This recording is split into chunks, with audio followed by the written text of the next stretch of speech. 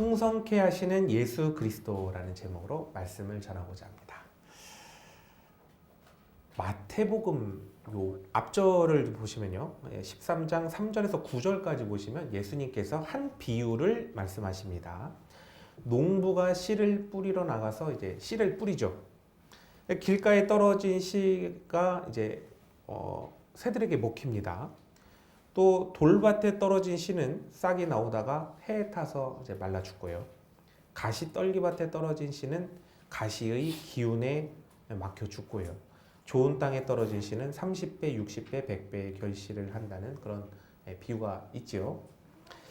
이 비유에 대해서 이제 우리들이 모두가 익히 잘 알고 있는 이제 기존의 해석들이 있지 않습니까?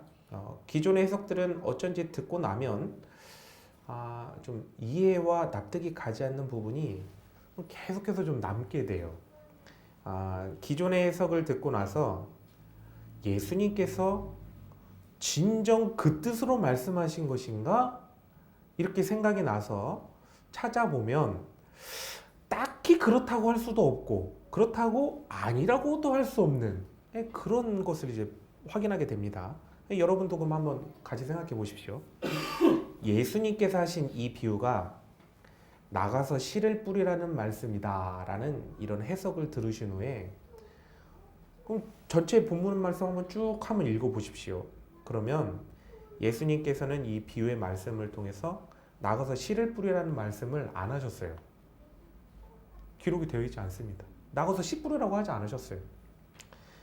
그런데 문제는 그럼 예수님께서 씨를 뿌리지 말라고 하셨으면 씨를 안 뿌리면 되느냐? 이렇게 질문을 또 역으로 해보면 그럼 씨를 뿌리는 거야 당연히 신앙인의 의무니까 아니라고 아니죠. 뭐 이렇게 대답이 또 나오는 거 아닙니까?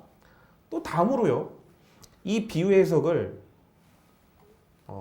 신앙인이 바로 좋은 땅이 되는 것입니다 라는 어떤 그런 말씀을 들으신 후에 본문 말씀을 이제 쭉 읽어보시면 예수님께서는 너희들이 좋은 땅이 되라 이렇게 말씀하신 기록이 없습니다.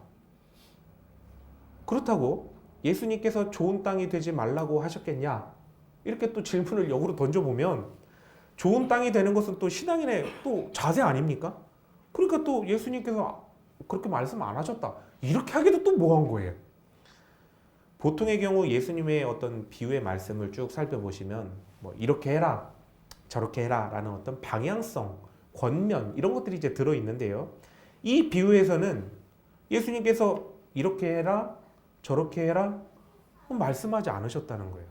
대신 예수님께서는 똑같은 씨를 뿌림에도 누구는 결실을 맺고 누구는 결실을 맺지 못하는 그 원인에 대해서 그 이유가 무엇인가 이것에 대해서 이제 설명해 주시고 있구나라는 것을 보게 됩니다. 자, 그럼 예수님께서 단지 결실을 맺은 이유와 결실을 맺지 못한 이유를 설명하시기 위해서 이 비유를 말씀하셨을까요? 어떻게 생각하십니까? 그래서 우리는 한 단계 더 깊이 분석을 좀 해봐야 됩니다. 분명 이 비유는 결실을 맺는 자와 맺지 못하는 자의 근본 이유를 설명한 그런 비유임에도 불구하고 비유 자체의 설정을 좀 이렇게 한번 쭉 살펴보면 매우 이치에 맞지 않고 이상한 점이 많다라는 것을 발견하게 됩니다. 먼저는 씨 뿌리는 농부가 이제 씨를 막 뿌리지 않습니까? 그런데 좋은 땅에만 씨를 뿌리는 것이 아니라 나쁜 땅에도 뿌리고요. 좋은 땅에도 뿌리고요. 땅을 가리지 않고 씨를 뿌립니다. 그런데 그 뿌리는 씨가요, 양이 똑같이 뿌립니다. 나쁜 땅에도 똑같이, 좋은 땅에도 똑같이 그렇게 뿌리고 있는 거죠. 나쁜 땅에 뿌려진 씨앗은요, 분명 결실하지 못할 것임에도 불구하고 농부는 나쁜 땅에도 씨를 골고루 뿌린다는 거예요. 한국 사람은요, 이런 거 절대로 못 봐줍니다. 있을 수 없는 얘기예요. 도저히 이해가 가지 않는 얘기예요. 개간을 하지 않고 씨를 뿌리다니. 한국 정서상 맞지 않습니다. 이상해요. 농부가 먼저 개간을 해서 좋은 땅을 만들고 씨를 뿌려야지. 개간도 하지 않고 결실을 얻겠다고 땅을 가리지 않고 그냥 훌훌 뿌리고 다니는 거예요. 그러면 농부가 게을러서 땅을 개간하지 않은 건지, 아니면 농부가 바본데 부지런은 해서 개간은 안 하고 씨만 훌훌 뿌리고 다닌 건지, 그 이해가 가지 않지 않습니까? 그런데 이게요, 한국 정서에서 이해가 가지 않는 것이지 유대인들에게 이 말씀을 하면 당연히 그렇게 씨를 뿌리지 라고 이해를 한다는 거예요. 팔레스타인 지역에서는 씨를 뿌릴 때 개간하지 않고 그냥 씨를 막 뿌립니다. 그렇게 그냥 농사를 짓는 거예요. 자, 이렇게 개간하지 않고 모든 땅에 씨를 골고루 뿌린다는 이 전제를 둔 것은요, 바로 이러한 설정을 통해서 하시고 싶은 말씀의 방향성이 있다는 거예요. 네, 말씀의 방향성이 있다. 바로 이 모든 땅에 골고루 씨가 뿌려지고 있다. 바로 이 사실을 강조하고 나타내시고자 이렇게 비유하신 거예요. 예수님의 이 비유는, 오늘 이 말씀의 이 비유는 방향성을 정확하게 바라봐야 이 말씀의 본뜻이 이제 이해가 됩니다. 씨를 뿌리라는 것도 아니고요, 개간하라는 것도 아니에요. 모든 땅에 씨가 골고루 뿌려지고 있다. 바로 이 사실을 잘 알고 받아들이라는 거예요. 그래서 만약 개간 이후에 씨를 뿌리는 한국에서 예수님께서 이 비유를 말씀하시고자 했다면 예수님은 아마 이 씨 뿌리는 비유 하지 않으셨을 거예요. 왜냐하면 전혀 다른 의미가 되거든요. 유대인이니까 이런 비유를 하신 거죠. 다음으로요, 결실을 맺는 좋은 밭은 능동적으로 아무것도 할 수 없는 피동적인 존재라는 거예요. 피동적인 존재. 뿌려진 씨의 30배, 60배, 100배의 결실을 맺는 좋은 땅과 결실을 맺지 못하는 어떤 길가밭, 돌밭, 가시떨기밭, 이 모든 곳은요, 스스로 그 어떤 것도 할 수 없는 피동적인 존재라는 거예요. 농부는 개간을 할 수 있는 능동적 존재지 않습니까? 그런데 농부가요, 뭘 합니까? 씨 뿌리는 거 외에는 밭에 아무것도 안 했어요. 그냥 씨만 뿌렸어요. 그죠? 땅은 어떻습니까? 땅은요, 뿌려진 씨가 많은 결실을 맺게 해주는 것이 미덕이지만 땅 스스로는 아무것도 할 수 없는 피동적인 존재 그 자체라는 거예요. 바로 이것이 이 밭에 대한 비유의 방향성이라는 거예요. 일부러 이렇게 설정이 됐다는 거예요. 피동적인 존재인 밭이 나쁜 밭에서 좋은 밭이 되라는 것이 예수님께서 말씀하시고자 하는 뜻이 아니라는 거예요. 그냥 설정을 이렇게 해놓으신 거예요. 밭의 미덕은요, 씨가 결실을 맺도록 하는 거 아닙니까? 씨가 결실을 맺는 밭은 씨와 밭, 씨하고 밭, 그 외에는 아무것도 없어요. 그냥 씨하고 밭 그 외에 아무것도 없지 않습니까? 그런데 이때 밭이 풍성한 결실을 맺어요. 그렇죠? 바로 이 말씀을 하시고자 하는 것, 밭에는 아무것도 없이 씨랑 밭만 있으면 풍성한 결실을 맺는다. 바로 이것이 예수님께서 말씀하시고자 하는 의도라는 거예요. 씨 외에 밭에 무엇인가가 있으면 어떻게 될까요? 길가밭, 돌밭, 가시떨기밭 이런 거 되는 거 아닙니까? 근데 밭에 뭐만 있으면, 씨만 있으면 좋은 땅이 되는 거예요. 자, 다음으로요, 매우 이상한 점이 뭐냐면요, 이 뿌려진 씨 있지 않습니까? 지금 뿌리는 씨가 100% 발화한다는 겁니다. 하나도 안 신기하게 생각하시네요. 농사 지으시는 분들이. 씨가 100% 발화하는 거예요. 최첨단 시대, 영농의 최첨단 과학화가 이루어진 지금 시대에 씨가 100% 발화한다는 법 없습니다. 그렇잖아요. 지금 최첨단 시대요, 제가 찾아봤어요. 통계를. 몇 퍼센트 정도 발화하나? 60에서 70% 정도 발화한대요. 보통 씨를 사다 놓으면. 이미 발화하여 나온 모종이 아닌 이상 씨가 100% 발화한다는 보장이 없어요. 근데 이 비유에서는 놀랍게도 뿌려지는 그 수많은 씨가 100% 발화가 보장됩니다. 중간에 죽을 수도 있어요. 그렇지만 땅에 떨어져서 딱 심기우잖아요. 그럼 싹이 나요. 이게 바로 이 씨에 대한 비유의 방향성이에요. 무슨 뜻이냐? 씨가 전혀 이상이 없다는 거예요. 무슨 뜻인지 알겠어요? 씨는 이상이 없어요. 뭐가 이상했다고요? 밭이 이상했다는 거예요. 씨는 절대 이상이 없다. 그리고 씨는 밭에 심기면 반드시 발아한다. 이게 바로 예수님께서 이 비유를 통해서 말씀하시고자 하는 방향성이라는 거예요. 따라서 씨가 결실하지 못하는 것은 씨의 문제가 아니라 밭의 문제다라는 것, 이걸 좀 기억해 주셨으면 좋겠습니다.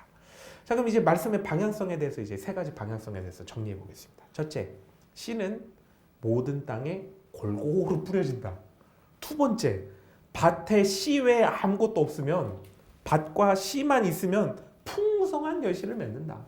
세 번째, 씨는 결실에 아무 문제가 없고요. 문제가 있다면 밭이 문제다라는 것을 얘기하고 있습니다. 자, 여기까지 이 비유가 갖고 있는 이 방향성에 대해서 이제 좀 깊이 생각해 보셨다면, 도대체 이제 이 비유를 왜 했는지 이제 근본적인 이유를 이제 좀 찾아 들어가 봐야 됩니다. 예수님 비유는요, 총 세 부분으로 나눠져 있어요. 이 비유는 첫 번째 부분은 앞선 1절에서 9절까지 대중에게 말씀하신 그 비유 자체가 있는 부분. 두 번째 부분은 10절에서 15절까지 제자들에게 비유로 말씀하신 그 이유를 말씀하시는 부분. 세 번째 부분은 16절에서 23절까지 제자들에게 비유를 해석해 주시는 부분. 이렇게 세 부분으로 단락으로 나눠져 있습니다. 이 세 부분 중 두 번째 부분인 10절에서 15절까지를 보시면 예수님께서 지금 이 비유를 말씀하신 그 근본 이유가 이사야가 받은 소명과 같은 이유다라는 것을 알게 됩니다. 이사야가 했던 일을 예수님이 하려고 이 비유를 말씀하신 거예요. 그럼 이사야가 받은 소명이 무엇인가? 이걸 좀 말씀드리면, 이사야가 참된 하나님의 말씀을 이제 이스라엘에게 전함으로 인해서 하나님의 말씀을 거역하며 사는 그런 아주 완악한 마음을 가진 사람들이 하나님의 말씀을 들을 때 어떻게 되냐면 귀와 마음에 계속 거슬리는 거예요.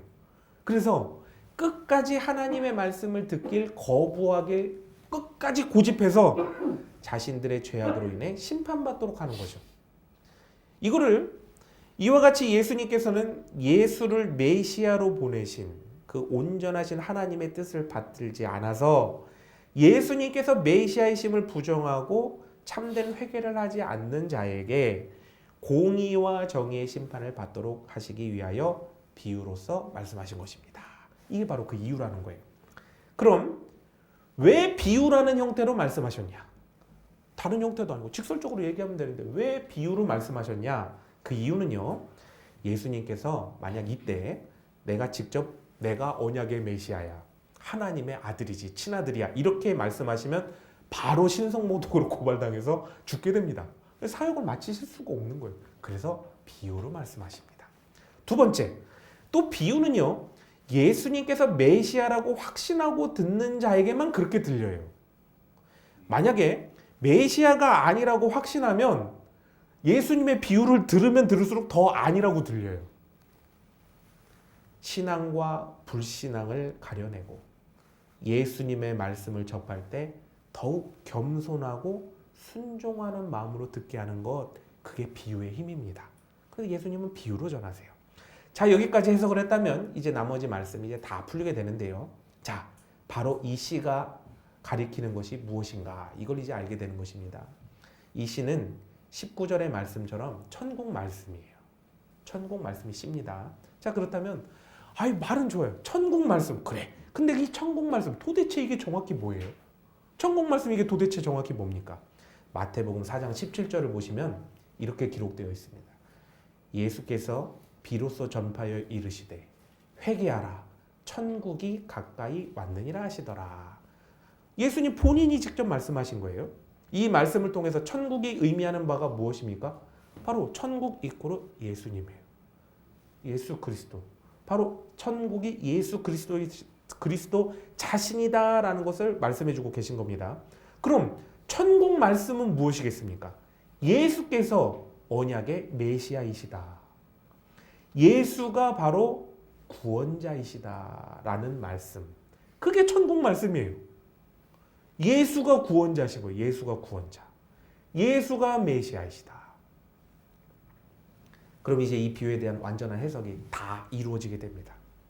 씨 뿌리는 자 누구십니까? 농부는 하나님이세요. 그리고 농부가 뿌린 씨는 누구십니까? 구원자 예수 그리스도예요. 사람들이 예수 그리스도를 계속 의심하잖아요. 메시아 맞냐고. 씨는 이상이 없다는 거예요. 예수 그리스도가 확실하다는 거예요. 농부가 씨 뿌린 땅은 어디입니까? 온 인류인 거예요. 온 인류. 좋은 땅만 구원하기 위해서 예수 그리스도께서 오신 게 아니라 좋은 땅, 나쁜 땅 하나도 가리지 않고 온 인류를 위해, 온 인류의 대속을 위해 예수 그리스도께서 오셨다. 그러므로 인하여 온 인류에게 구원의 길이 활짝 열렸다라는 것을 알려주고 계신 겁니다. 자, 그런데 이 비유에 등장하는 땅들은 각기 여러 다른 상황 가운데 놓여 있어요. 보면 19절 길가밭 보십시오. 사단 마귀를 비롯해서 악한 자들이 와서 예수께서 구원자시라는 복음의 진리를 뺏어갈 그런 환경에 놓여 있습니다. 20절 돌밭 보시면요. 기쁨으로 받았지만 환난과 박해 이것들로 인해서 예수께서 구원자시라는 복음의 진리를 놓아버려야 되는 그런 환경에 처해 있는 거예요. 22절 가시떨기밭 보십시오. 여기는 어디입니까? 세상의 염려, 재물의 유혹 이것으로 인해서 예수께서 구원자시라는 복음의 진리를 포기해버리게 만드는 그런 환경에 놓여 있는 것입니다. 그리고 23절 보십시오. 좋은 땅은 복음의 열매 외에는 아무것도 없어요. 아무것도 없어요. 자, 그러면 이제 마지막 궁금증을 풀어야 돼요. 왜 좋은 땅에는 복음의 열매 외에는 딱 뿌려진 그 씨앗이 있지 않습니까? 그 복음의 열매에는 왜 아무것도 없을까요? 왜 좋은 땅엔 아무것도 없을까요? 잘 보십시오. 어떤 이들은 좋은 땅은 주인이 개간했기 때문이라고 말합니다. 그런데 보십시오. 주인이 와서 개간했다면 고기만 딱 개간해 놨을까요? 우리 농사 지시는 우리 권사님들. 요 땅은 여기만 예쁘니까 내가 요만큼만 개간해야지 하고 딱 개간하고 나머지 씨들은 다 죽어버려. 나는 개간 안 할 거야. 이렇게 개간하시는 분이 있습니까? 단 한 명도 없어요. 주인도 와서 개간 안 했다는 거예요. 주인이 개간했다면 어디 한 부분만 개간했겠습니까? 전체를 이미 다 했겠죠. 길가, 돌밭, 가시떨기가 좋은 땅. 사실 여기는요. 각기 다른 이쪽 밭, 이쪽 밭, 이쪽 밭이 아니에요. 그냥 전체 밭 중에 이런 부분, 저런 부분 다 있다는 거예요. 큰 밭에 이런저런 부분이 다 있는 거죠. 온 인류가 지금 그렇게 이런 밭의 상황 아닙니까? 따라서 좋은 땅은요. 좋은 땅은 길가, 돌밭, 가시떨기밭이 받는 부정적인 환경의 영향을 전혀 받지 않는 게 아니라 주위의 상황과 환경이 어떠한 영향을 주어도 영향을 받지 않는 상태라는 거예요. 좋은 밭 옆에 뭐가 있어요? 길가밭도 있고 가시떨기밭도 있고 영향 다 받지 않습니까? 다 받는다는 거예요. 그러나 그 어떤 영향을 주어도 영향을 받지 않는다는 거예요. 주위의 상황과 환경을 극복하고 이겨냈다는 거예요. 자, 그럼 도대체 주위의 상황과 환경을 어떻게 이겨냈냐? 이게 중요한 거 아닙니까? 23절의 말씀. 좋은 땅에 뿌려졌다는 것은 말씀을 듣고 깨닫는 것이다. 말씀을 듣고 깨닫는 것이다. 이 말씀을 통해서 이제 그 뜻을 알게 되는데요. 한국어로는요. 죽었다 깨나도 번역이 안 됩니다. 원어를 봐야 해석이 돼요. 깨닫는은 헬라어 쉬니엠이라는 단어를 씁니다. 근데 이 쉬니엠이라는 뜻은요. 두 개의 사물을 하나로 합치는 것, 두 개의 사물을 하나로 합치는 것 이런 뜻이 있어요. 특히 사람의 생각과 지각에 인식되는 대상을 하나로 포개어 합친다. 그러므로 인해서 마음속으로 완벽하게 결합한다 라는 의미를 갖고 있어요.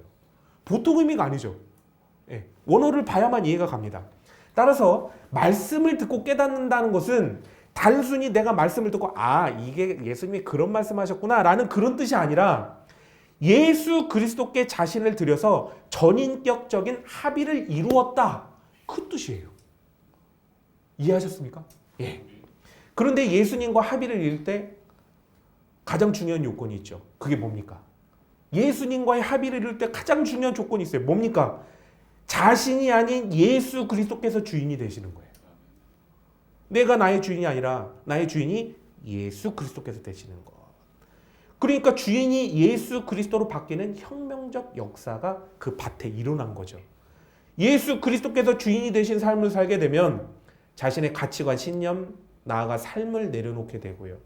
예수 그리스도를 따라 살아가게 되고 성령님의 인도하심과 견인하심을 따라서 그것에 충성하며 순종하는 삶을 살게 되는 것이죠.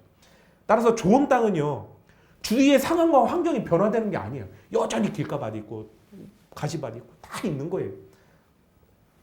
여전히 이웃하고 있는 돌짝밭의 고난, 길가밭의 위협, 가시떨기밭의 시련, 그런 고통과 이웃하면서도 주인 되신 예수 그리스도와 연합하여 오직 구원자이신 예수 그리스도께 집중하여 모든 상황과 환경의 그 어떠함도 예수 그리스도를 통하여 극복하고 이겨내는 것. 내주하시는 성령님의 인도하심을 따라 순종하며 나아가면서 세상을 이겨내서 예수 그리스도의 뜻을 이 땅 가운데 이루는 그 복음과 생명의 풍성한 결실을 맺는 것. 그것이 바로 좋은 땅이라는 거예요. 자, 이제 비유가 다 해석됐어요. 이제 찜찜하지 않으실 거예요. 집에 가서 왜 이렇게 찜찜하지? 이제 찜찜하지 않으실 거예요. 예수님께서는 뿌려진 씨와 밭의 비유를 통해서 온 세상에 예수 그리스도께서 구원자로 오셨다. 참된 회개와 돌이킴을 통하여 하나님께서 보내주신 구원자 되신 예수 그리스도를 영접하여 성령님의 인도하심을 따라 살아 나아가면 환경과 여건을 극복하며 또 세상을 이기며 천국을 유업으로 얻고 또 예수 그리스도께서 뜻하신 일들을 이 땅 가운데 이루게 된다라는 것을 이 짧은 씨 뿌리는 자와 밭의 비유를 통해서 전하고 계신 것입니다. 쉬워 보이지만 생각할수록 어렵고 알쏭달쏭한 이 비유의 말씀은 예수 그리스도께서 구원자이심을 확신하며 선포할 때만, 그때에만 이해가 되고 받아들여지는 거예요. 이 말씀을 듣고 예수 그리스도와 연합하여 살아갈 때 세상을 이기게 됩니다. 사단 마귀를 물리치는 거예요. 환난과 박해를 이겨내는 거예요. 세상과의 염려와 재물의 유혹을 이겨낼 수 있는 거예요. 풍성한 복음의 열매를 맺게 되는 거죠. 구원자에 대한 확신, 세상에 대한 승리의 확약이 바로 이 말씀으로 약속된 거예요. 끝에 약속 주셨잖아요. 100배, 60배, 30배 반드시 결실 맺는다. 약속을 받으신 거예요. 예수 이겼네, 예수 이겼네, 예수 사탄을 이겼네, 예수님 권세, 예수님 권세, 예수님 권세, 내 권세. 주의 이름을 부르는 자는 구원을 얻으리로다. 예수 이름을 부르는 자는. 네, 설교 시간이라 1절씩만 하겠습니다. 믿으십니까? 아멘. 맞아요. 그래서 우리가 날마다 찬양으로 선포하지 않습니까? 주의 보혈 능력이 또다, 주의 피 믿으오, 주의 보혈 그 어린 양의 매우 귀중한 피로다. 아멘. 예수 그리스도의 보혈의 능력이 여러분과 함께 하십니다. 저 문을 나가도 함께 하세요. 믿으세요. 저 문을 열고 나갈 때 신앙을 놓고 나가지 마시고 예수 그리스도와 함께 나가시기 바랍니다. 내 맘 내가 다 잡고 전도해라. 전도하지 왜 가만히 있냐. 이렇게 재촉하고 무거운 짐 지우는 말씀인 줄 알았더니 예수님의 그 말씀하시고자 하는 본뜻을 알게 되니까 예수님께서 내가 구원자다. 내가 구원자다. 내가 너를 구원하겠다라는 그 예수님을 의지하여 굳건한 믿음으로 나가기를 재촉하시는 승리의 말씀을 주시는 거였어요. 승리의 말씀. 내가 구원자니까 너희가 너를 반드시 구원하마. 예수 그리스도의 보혈은 능력이 있고 복음의 권세는 강력하니 너희에게 풍성한 복음의 열매가 반드시 맺힌다. 생명의 풍성한 열매를 많이 맺게 해주겠다. 소망을 선포해 주시고 그것을 언약해 주시는 말씀이셨습니다. 사랑하는 성도 여러분, 명절로 모든 가족이 다 모이시면 구원자 되신 예수 그리스도께서 주인 되시고 모두의 구원자 되신다는 이 기쁨의 소식을 선포하시기 바랍니다. 얘들아, 오늘 너희들에게 줄 거는 신사임당이 아니야. 너희에게 줄 것은 바로 예수 그리스도가 너를 구원한다는 거야. 예수님 붙잡고 기도해. 그럼 너 살아. 그리고 나서 신사임당도 주시면 은혜가 100배, 1000배, 만배, 30배, 60배, 100배 결실 맺을 줄 믿습니다. 신사임당만 주잖아요. 그 5만 원짜리예요. 근데 예수 그리스도께서 구원자이시다 라는 것을 선포하. 5만 원 주면 5, 3, 15, 150만 원, 5, 6, 300만 원, 5 곱하기 100, 500만 원 이상 될 줄 믿습니다. 이 기쁨의 감사가 또 이 기쁨의 선포가 씨앗이 되어서 사랑하는 성도님들의 가족의 그 깊은 심령의 심기오길 간절히 소망합니다. 그거 이 복음의 씨앗을 심어주세요. 다른 게 아니라 예수님이 너를 구원할 구원자. 예수님께 부탁하고 예수님을 붙잡으면 너 살아. 그 구원의 씨앗을 심어주시길 바랍니다. 그러면 그 씨앗이요, 씨앗에 문제가 있다고 했어요, 없다고 했어요? 문제가 없어요. 씨앗은 반드시 바랍니다. 예수님이 약속하신 거예요. 씨앗은 반드시 바란다. 그러니 무럭무럭 자라나서 예수 그리스도께서 성도님과 가족 모두를 구원하시고 세상을 이기게 하시고 상황과 형편을 극복해 하시고 생명의 역사, 능력의 역사, 천국의 역사를 이루어 주실 줄 믿습니다. 구원자 되신 예수 그리스도를 전하시고 예수 그리스도를 붙잡으심으로 승리하시고 30배, 60배, 100배, 1000배, 만배로 풍성케 하시는 그 예수 그리스도의 풍성함으로 충만히 채워지시길 예수님의 이름으로 축원합니다.